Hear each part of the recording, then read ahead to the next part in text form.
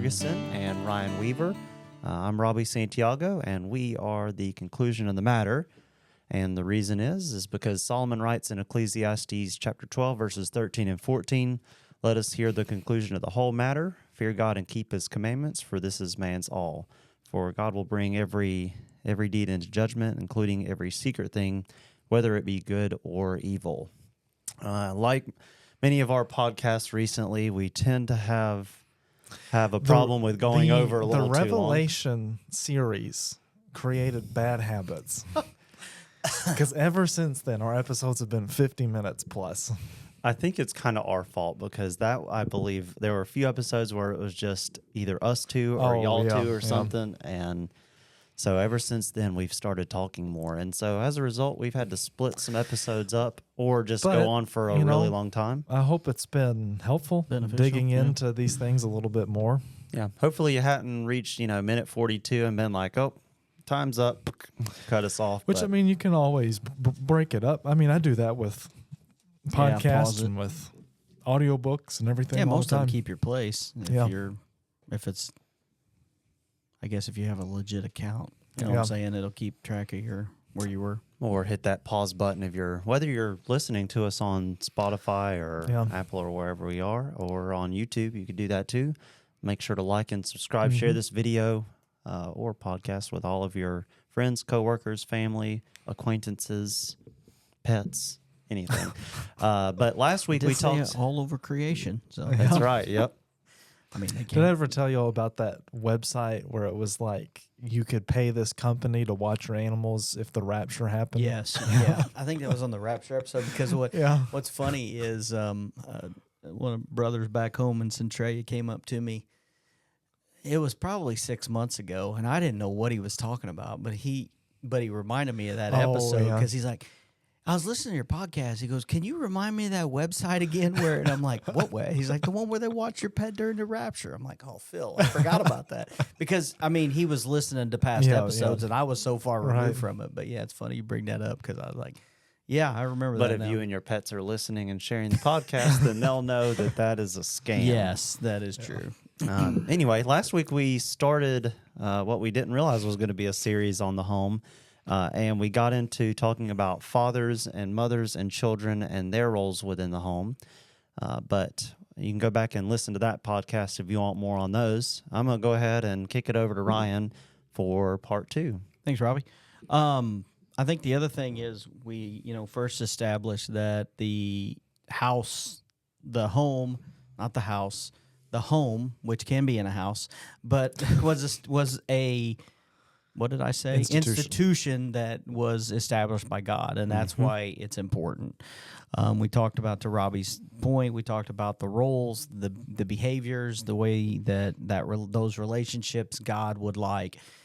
And today we're going to focus on, I guess, it'll be the last two, wives and husbands. There's a lot of verses that talk about wives and husbands. I think even Proverbs chapter 31, which we referred to in the last episode, we see some of that behavior of the wife taking care of the household and her husband, but then the husband recognizing it and saying, "Hey, a lot of women do a good job, but not near as good as you." He's learned how to anyway. But the two verses that I was going to start with are most of the time people go to Ephesians chapter 5, but I'm going to start with Colossians chapter 3 first. Basically, we'll start with wives. You want to do that? Start with wives? That's fine. Okay. Yeah, sure. We'll start with the better of the halves. Let's say that. Wives, submit to your husbands as is fitting in the Lord. That's Colossians chapter 3, verse 18. And Ephesians chapter 5, verse 22, wives, submit to your own husbands as to the Lord, for the husband is the head of the wife, even as Christ is the head of the church, his body, and himself its Savior. So Paul gives a little more to that aspect of be submissive. And a lot of people are like, I can't believe this. This is why. Misogynistic. Yes, exactly. And we're going to get canceled. The feminists are like, this is why Christianity's bad, is because the women are supposed to be in submission and they can't do anything they want. And listen, get in there and make me dinner or something. You know what I mean? I'm joking, people. I don't really think that, but that's what people think when they hear submission. But I think when Paul establishes it and he says, as to the Lord, what's the expectation of all Christians, men included, are to be what? Submissive. In subjection to the Lord. Right. Do we still have free will to do what we want sometimes? Absolutely.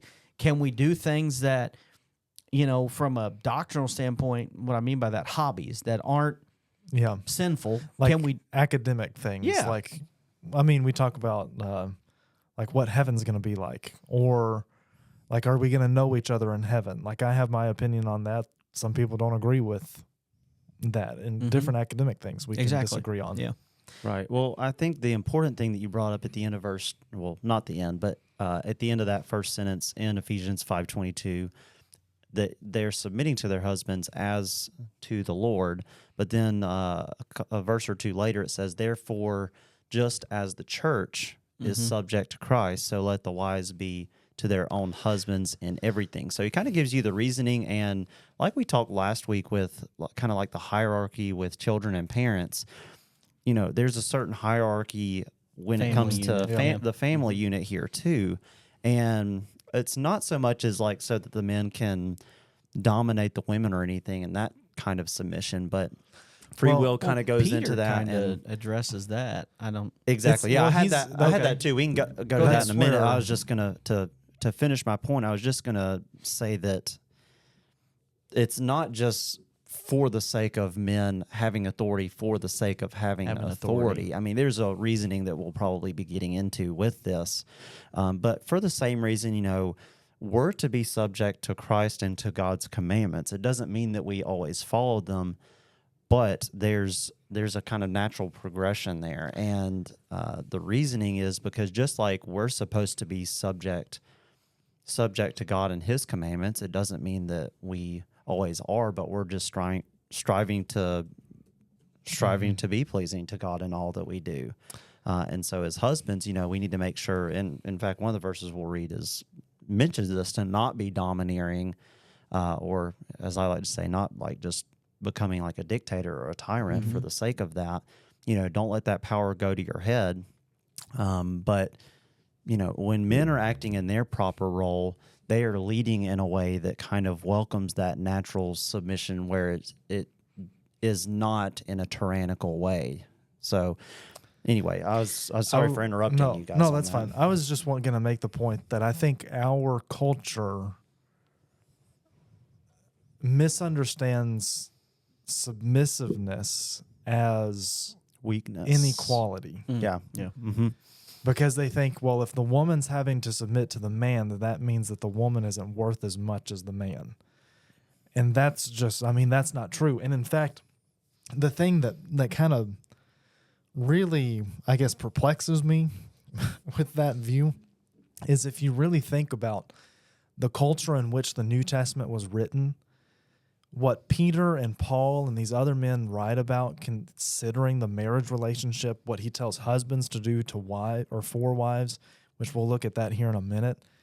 That was kind of countercultural because in the culture, women were viewed as second-class citizens. But you see this elevation of women actually in the New Testament. But to go hit on the point of submissiveness and submission again, we're all supposed to be in submission to Christ. But what's interesting to me, in 1 Corinthians 11, Paul even talks about the fact that Christ is in submission to God. So being in submission, again, does not mean that you're inferior, because Christ isn't inferior to the Father. But in the role that he plays, he is submissive, and that's what we're talking about here. And, in 1 Peter chapter 3, which I'm sure we'll probably dive into that more, Peter calls, he's speaking to men, but he calls their wives fellow heirs. You can only be a fellow heir if you're on equal ground and equal footing. Well, from a Christianity standpoint, I believe it's in Galatians chapter 3, verse 28, right after he says, there's neither male nor female, Jew or Greek. From a Christian standpoint, we are equals. I think, Robbie, you said it maybe last episode, is that when he established this institution, I keep forgetting the word, there are, just like in the church, Yeah. the church was established. That's another institution God established, but there's an order. There's Christ, the head, and then you have elders, and then, which we talked about 2 weeks ago a little bit. Yeah. But in the house, we see that the husband is the head, just as Christ is the head. And in Ephesians chapter 5, that's where Paul does that, that analogy of the husband and the wife is Like Christ in the church. equivalent of Christ in the church. Did Christ, and when we get to the husbands, we'll talk about this a little more, I think, is that did Christ love the church? Absolutely. Does the husband love the wife? Yes. The thing that in verse 33, going back to the wife aspect, the wife see that she respects her husband. I think there is a submission, but that's that respect of the way God established the authority. You have to respect the fact that God has established this, I'm going to use the word chain of command, may not be the appropriate, but there is a order of things here, and they should respect that.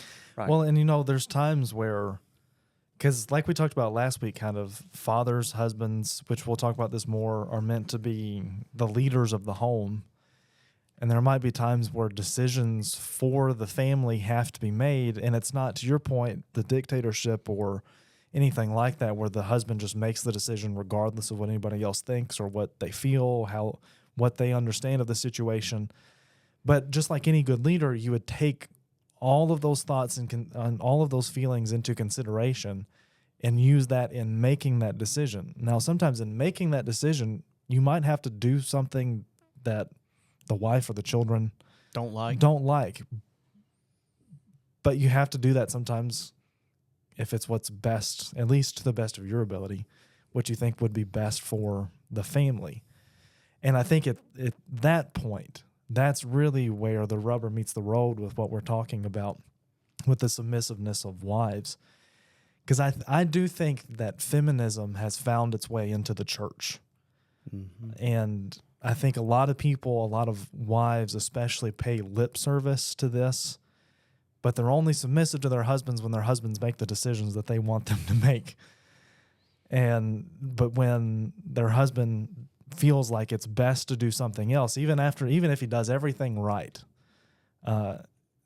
there's that a little bit of resentment or even anger, sometimes even devolves into arguments and things like that. And so there is a role that has to be played. But again, though husbands, fathers are to be the ones that, I guess, ultimately make that decision, it's not them making that decision in isolation. Because like whenever Chloe and I were thinking about leaving the congregation that we were working with in Alabama, to be honest with you, I think she was more on board with moving initially than I was, and trying to think about, what that would mean, not only for us, but for the congregation, but also take into consideration her, and if we were able to move, where would we move? And we were trying to get somewhere like here that's closer to her family. And so having to weigh all of these different things, and now that we have Hazel, which Lord willing, we're not going to be moving for a very long time, but that's going to add another layer to if and when that time comes of how to make that decision and what to do and how to move forward. So it's not doing those things in isolation, which I think goes to the dictatorship thing that you were talking about. But ultimately, a decision has to be made. Right. Nobody's advocating for, like a kingship or a dictatorship or anything like that. But we even see like the hierarchy in the sense in all parts of like, whether we're talking, the family, children being below parents. We see it with the husband and the wife. And even in that same analogy of, God, Christ, the church, we even see that within the church. We have, Christ obviously being the head of the church, but then you have elderships that are to, be above deacons and to kind of help with the service for the membership. So there's like a natural hierarchy. It's not that God values any of those as individuals any more or less than anyone else. And even like speaking of women in particularly, just kind of our conversation made me think of things. We brought up Proverbs chapter 31 in last podcast, and there and other places, women are compared to, generally like very valuable things. So as Well, and opposed also- to, men a lot of times, if scripture is being complimentary, it's not usually like in the same way. It's that women, wives in particular, are being, elevated to some of the most valuable things in society, rubies, fine lint, different things that people in the Old Testament and in the New Testament would kind of be able to relate to. And that's the reasoning is when husbands are valuing and evaluating their wives in that way to elevate her and to esteem her, that's when kind of that natural submission takes place. It's kind of, it's not like a domineering thing. Yeah. It's that like unity and it's that like partnership where both are kind of corroborating together in that way. Yeah. But sorry, I didn't mean to cut you off. You weren't cutting me off. I was just going to make the point. You saying that reminded me all throughout the book of Proverbs, wisdom is personified as a woman. Yeah. And I think there's probably a reason for that. We talk about the differences between husbands and wives. We talked about it with fathers and mothers last week. And we're made different. We're made very different. And we think about things in a very different way. Generally speaking, men are more analytical, and we just get down like to brass tacks, like How do we fix what it? is and what isn't. That's all we care about, black and white. But typically women will bring in more nuances to a situation, and they'll bring in, like we talked about last week, they'll think more about the emotional impact of something than perhaps a man would. We might think of more what in our minds we perceive as practical things, though obviously emotions are very important. We tend to gravitate towards other facets. But having wives helps, like you mentioned last week, bring that balance and that perspective in making whatever decisions that need to be made. I think the other thing I was going to throw in is just real quick, speaking about, and this is applicable to both, so our viewers don't jump on me here, but one thing that I think of is principles for marriage in 1 Corinthians chapter 7, where, he's talking about that physical relationship, but he says in verse 4, for the wife does not have authority over her own body, but the husband does. Likewise, the husband does not have authority over his own body, but the wife does. It's that equal respect, equal. It's a body of one. It's like, you don't put your own interest above the other person. You put their interest. And I think of Philippians chapter 2 there in verses 3 and 4, where Paul says, putting others' interest before yourselves. And then he says, have this mind in you in verse 5, what I just told you, putting other people's interest, have this mind that Christ did. And he goes through all the way through verse 8, 9, I think, talking about how Christ put our interests before his own. Yeah. He left heaven. He didn't consider remaining in heaven as God, as something that he had to hold on to, but he was willing to humble himself. So going back to that parallelism of think about, and I think we'll get into that more with the husband aspect, is think about what Christ was willing. He was willing to put, for lack of a better term, the bride's interest above his own, the church, right? So going back to 1 Corinthians chapter 7, both of us should have that respect and or, humility to put the other's interest ahead of our own. I think we just see like the true application of biblical principles here, especially with love and humility. But focusing on love for a minute, love is, serving the other person and putting their needs before your needs. And so we see that in various aspects of the husband and wife relationship. So when we talk about that word submissiveness, and then in a few minutes when we talk about the husband's role, it only works if both of them are putting the other's interest first for that unity and that companionship. Well, I think you hit it earlier when you said that, and I don't remember, I'm probably not going to get it exactly right, but I probably wouldn't either. Don't feel bad.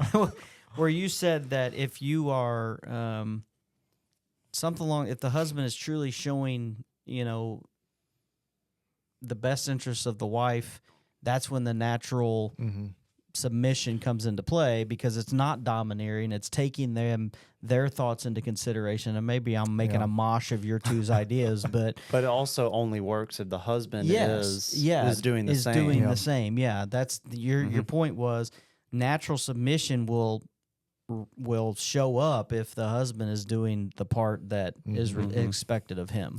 Right. And a lot of times I think, with relationships, what specifically for husband and wives, but even somewhat in a general sense too, there's kind of this like the husband and wife will sometimes kind of play chicken where like, I'm going to withhold this thing that my spouse needs until they do this for me because my needs aren't being met. And then the other's doing the same thing. So they're just kind of, well, that's just manipulation. Yeah, exactly. It is.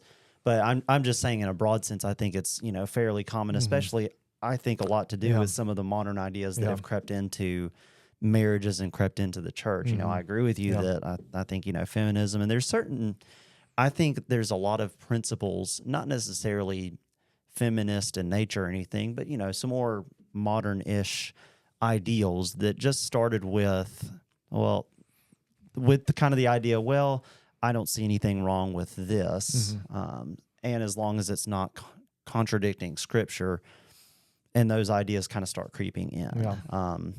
But a couple verses that I found on here talking about just the value of wives. I found Proverbs 12:4 that says, an excellent wife is the crown of her husband, but she who brings shame is like rottenness in his bones. And then Proverbs 18:22. I was more going for the first part of that, talking about being the crown. The second part. But, Proverbs 18:22 says, he who finds a wife finds a good thing and obtains favor from the Lord. And we already brought in Proverbs chapter 31. But there are some that talk about like a dripping, a contentious woman is I think, I can't remember the exact reference, but where he says it's better to dwell in the corner of a rooftop than in the house with a contentious woman. And then there's one that's like a dripping faucet. Yeah. You know how annoying that can, I think the point there is that you get out what you put in, I think, is what. Well, because both people have to be playing their roles. Yeah. And it's like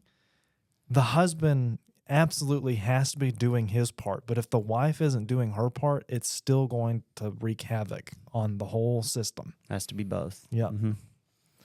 Anything else on wives, Ren? Were you going to bring in 1 Peter 3? For husbands, I was, yes. Well, there were a couple of things I was but you were going to hit that. on. You already hit 1 Peter 3 on the fellow heirs. Well, because did we hit on from Ephesians 5, wives respecting husbands? I think we kind of hit on that. I started there, and I don't know if we kind of... So go ahead. Well, I was just going to make the point that, a lot of, I guess, psychological studies have been conducted that show that women need love and affection, but men need respect. Yeah. And so God, again, he designed us. He knows what we need. Put that in there. But I was also going to bring up for 1 Timothy 3, because he hits on... 1 Peter, yeah, sorry. Because he hits on the same point of women being in subjection to their own husbands, but he gives a different reason in 1 Timothy 3, because in verse 1 he Peter said... 3? Why do I keep saying 1 Timothy?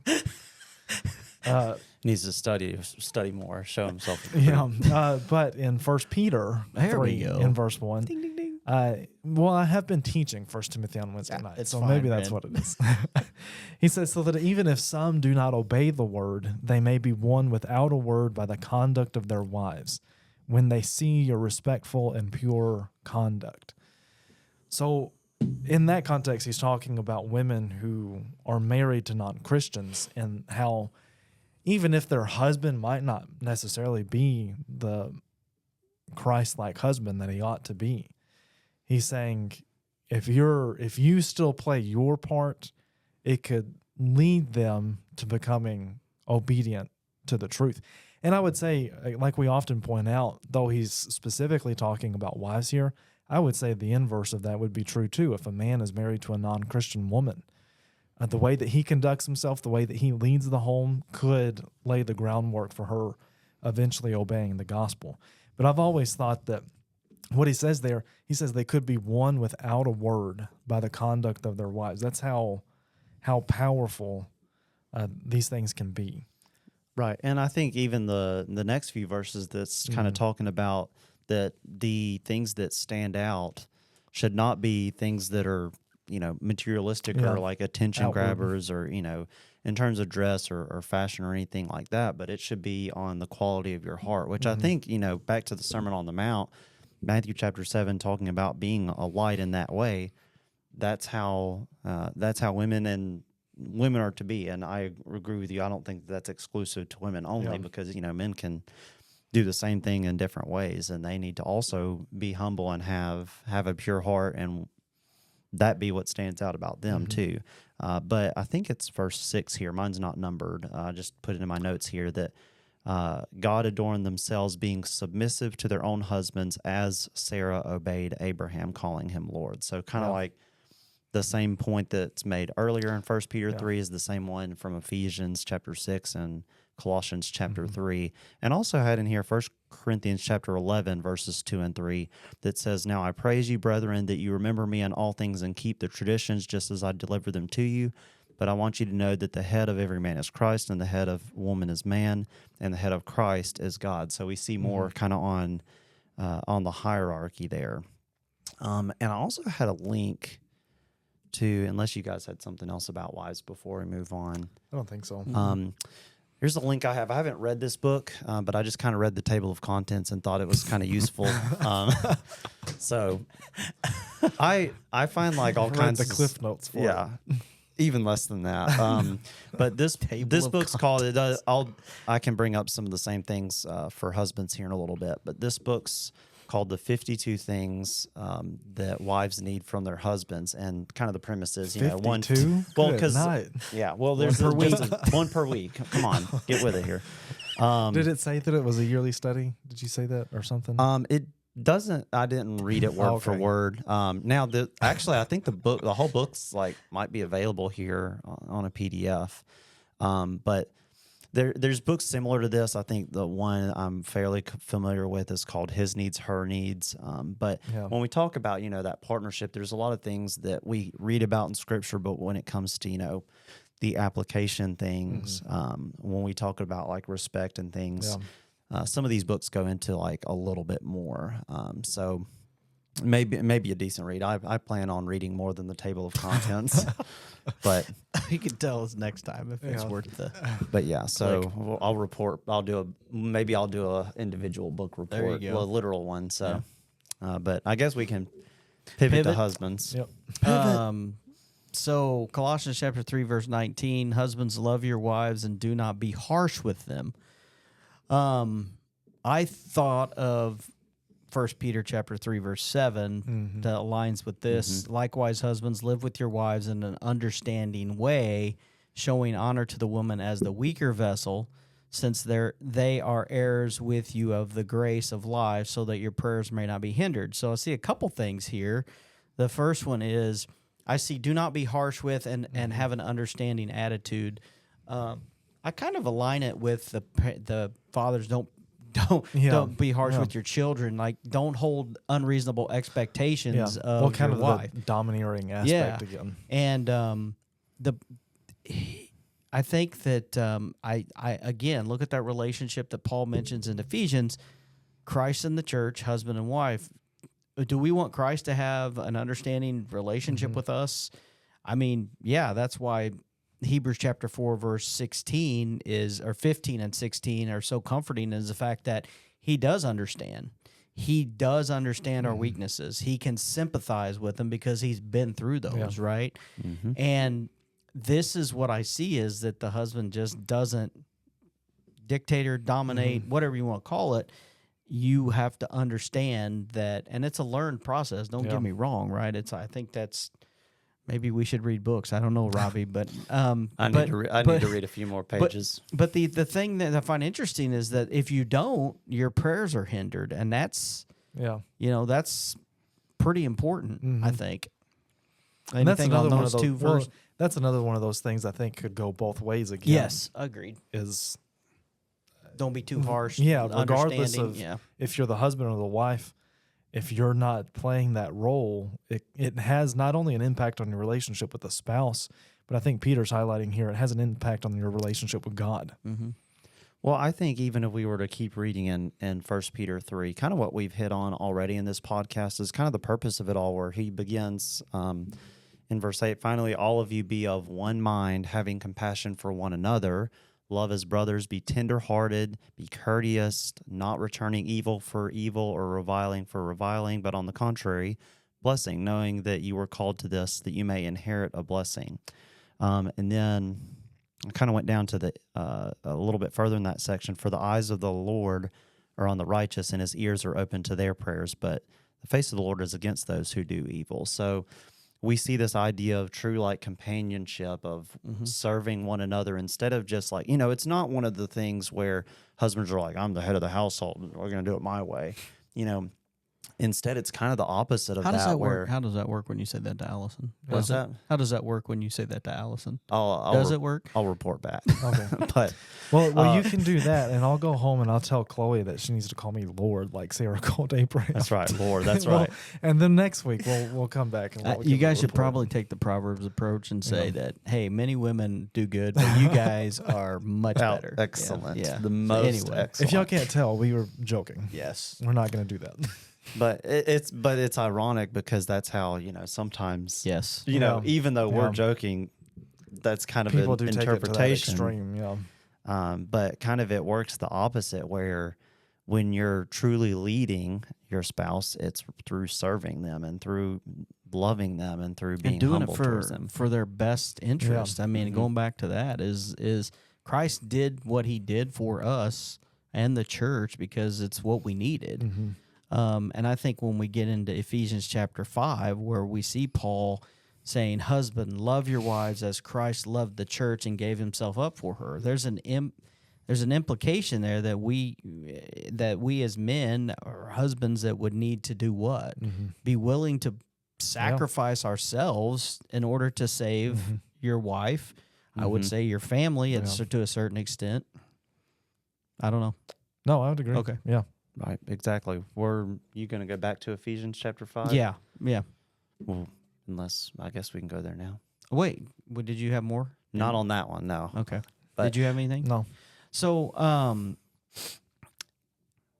for starting in verse 25, and then he comes back in verse 28. In the same way, husbands should love their wives as their own bodies, kind of aligning with 1 Corinthians chapter 7 there, that you're not in control of your own self anymore. You're looking out for the interests of others. He who loves his wife loves himself. Pretty clear there. For no one ever hated his own flesh, but nourishes and cherishes it just as Christ does the church. Now, you're going to find people that, what I would say, not of sound mind, that may hurt themselves, but that's not what he's referring to here. He's talking about those that, in their right mind, we look for ways to preserve ourselves, right? Self-preservation is typically the first thing we look to. And his point is we should look to self-preservate. The husband should preserve ourselves. Yes, but the husband should look for ways to preserve the His wife. Yeah. Whether it's spiritual, whether it's physical, looking out for their best interest spiritually, looking for their best interest physically. I think all of it's there. Which this what he's saying here, I think especially goes back to what I was mentioning earlier, how countercultural this was in the first century, because women were deemed as second-class citizens. I mean, at times there certainly would have been like abuse and neglect even. Certain times, especially like in polygamous scenarios, they would have a favorite wife and they would just kind of neglect all the others. Like you think about Solomon or even Jacob with Rachel and Leah. Not that polygamy is okay, but it is so countercultural to what would have been the norm of that abuse and neglect. And she's here to serve me.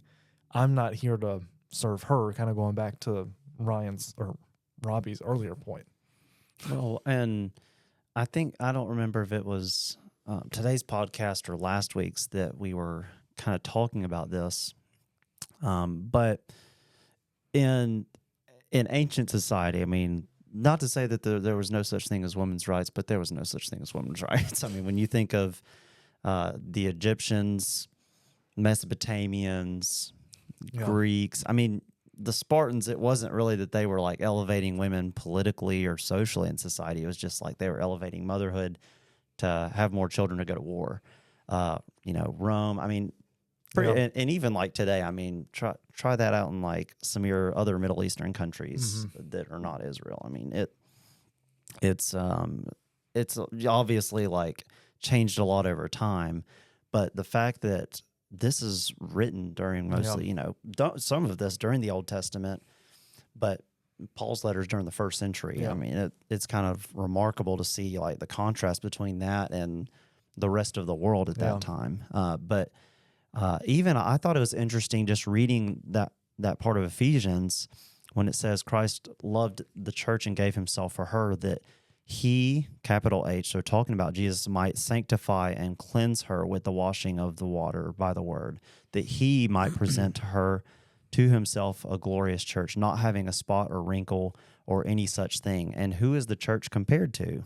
The wife. To the bride, to the wife. And so I just found that really fascinating, back to kind of Ryan and I's conversation, I think, from last week about kind of that analogy that's made between Christ and the church and the husband and the wife. So I just think that the wife is held in such high esteem, and even when we go back to that word sanctifying and cleansing. So, but I also had on here, we brought up 1 Timothy 5:8, talking about husbands providing for their families.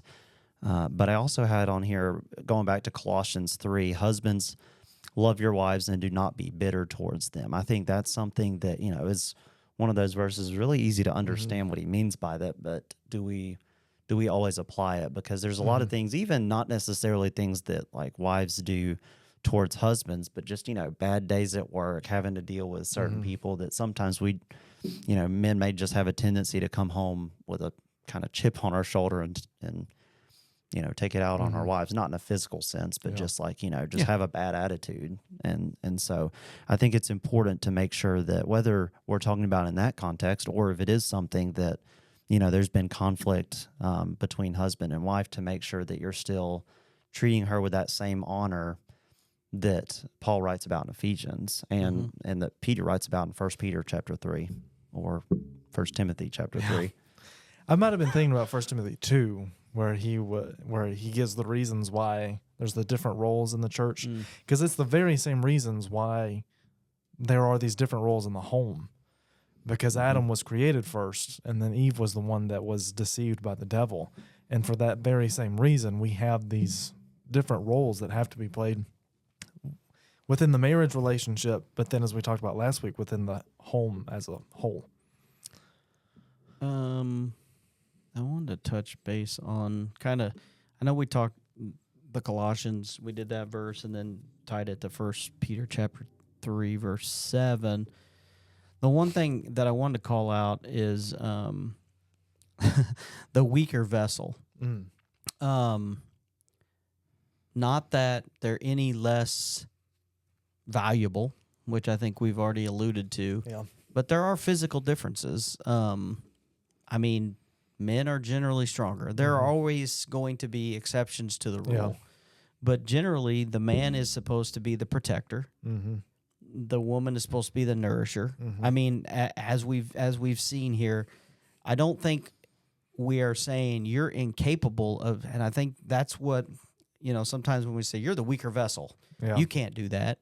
I don't think that's what he meant. I think he means something that the expectation is you're supposed to protect them, and treat them as something precious that needs protecting. Well, and two, going back to the passage I alluded to last week, was it the Isaiah 44:15? I can't remember, or 49:15, where God kind of compares himself to like a mother bear robbed of her cubs. It's like, women especially are very much so more like even bear. physically protective of their children, but then the husbands then have to be even physically protective of the wives. And so there again, the way God designed it, everybody except for the husband. He gets tossed to the wolves in that scenario. But everybody has what they need in that Protected and protection. provided for. Yeah. Mm-hmm. Right. There's a comedian that I watch sometimes named Nate Bargatze, and he. Oh yeah. And did you Yeah, guys us go? four went to his show in I St. think Louis. this was Yeah. actually from that, but it may Yeah. have been from some other clip. So regardless, it was definitely Nate Bargatze that gives this joke where he's talking about how like his wife does certain things that like, you know, husbands generally do just because she like really wants to. So like it's not like when we're talking about like the weaker vessel, you know, women, you know, they can, you know, do all this stuff. But he's talking about like his wife mowing the grass, and like he's like, all right, well, I just want you to tell everyone like in our neighborhood so that they don't come by and say, hey, are you the guy that makes his wife cut the grass? And he's like, yeah, I got my mom on the roof right now. So he tells it a lot better than I do. But all I had to say, that's not necessarily the purpose. But, you know, I think in what he's talking about in context there is when something's valuable, you know, you're going to protect it at all cost. And, you know, for the same reason, you know, if we were like at a wedding or something, you know, they're probably not going to ask the bride to go, you know, take care of some plumbing if there's like an issue with that or something. It's probably going to be the men. Just like there's certain things that men aren't necessarily, quote unquote, expected to do, but it's, you know, the right thing to do to take certain things off of women's plate. Because like when if we were to go back to Proverbs 31, there's so many things that women do without even being noticed. But I just thought I'd throw that joke in there because it made me laugh about 4.5 years ago, and it's still making me laugh now. So He has some good stuff. yeah, he really does. He even like a lot of stuff on like husbands and wives and relationships and stuff. It's all like jokes and things, but it's pretty funny. And he's clean, so that's the most important thing. It's that can be hard to find. Yeah, in the comedy world, absolutely. So I don't have anything else on wives and husbands. Did you guys? I think the mutual. I think we see the mutual respect is needed. The respect of the positions is what I would say. But also taking into account, I think you hit on it, Ren, the decisions inevitably the head would make, but taking into the advice or the input of the other partner, it comes into play as well. Respecting them enough to say, I'm going to take your input versus saying, I'm just going to make this decision. You're going to deal with it. And then weighing that with what y'all were talking about of, well, is this decision really in my best interest or would it be in their best interest? Yeah. Mm-hmm. I mean, I did have another table of contents here, but pretty much the same title, 52 Things a Husband Needs from Women. So both of those I intend to read more than the table of contents and report back. You're going to read the titles and the first word or the first sentence. Of Already the first read the paragraph. title. So are there any that are the same? Are there any that the husband needs from the wife and those 52 that are the same that the wife would need from the husband so they could kind of... I would say that they're worded different, but like here's kind of a few, like to know their likes, to expect some flaws, to show affection, basically, to be more than a babysitter, to cry and laugh together. So there's like certain things that really, even though they have the chapters have different titles, if you will. I think a lot of the principles written by the carry same over. person? I think so. It's definitely by the same like publishing company. Let's see, Jay Paylitner, Payleitner, Jay. No, first name Jay. Okay. And then I assume, they're by the same author. Okay. So 52 things wives needs from husbands and 52 things husbands need from their wives. And so I will report back in the future. Sounds sometime. good. Mm-hmm. So I think we have, as we try to do in all of our episodes, we look to see not our opinions. Now we have done an episode on opinions, and we have talked about things where there is some reasoning needed, such as our eldership ordination. We usually conversation. clarify. Yeah, but here we see that there is a order of things for the house and the home. Sorry, it could be in a house, but what is a house is not a home without a heart or something like that. You ever heard that? I don't know. Okay. Anyway, That's too sappy. Ren's ready to go eat dinner. I think. Yeah, It's But, really enlightening, Ryan. but we see there's an order God has established. Husbands respect their wives be in submission, but that relationship should mirror the relationship of Christ and the church. And if you look at it and say, is this how Christ would treat the church, or is this how the church is supposed to respect Christ, then maybe you need to rethink it. So anyway, it's kind of a mirror, I think, and that's the purpose of it. But I think one thing, both of these, well, and even last week's podcast, it's not like that these are portrayed as optional things too. Yeah. You know, these are expected of God too. Yeah, So that's a good point. So anyway, I think for now, well, let me say real quick, if you have any comments, reach out to us at the email conclusionofthematter@yahoo.com, Facebook or YouTube. Don't forget to like, subscribe, even comment on the videos or whatnot, and spread the word.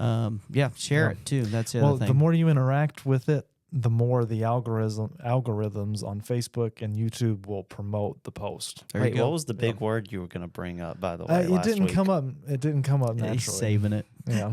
Okay, so I guess for husbands and wives, we have reached the conclusion of the matter.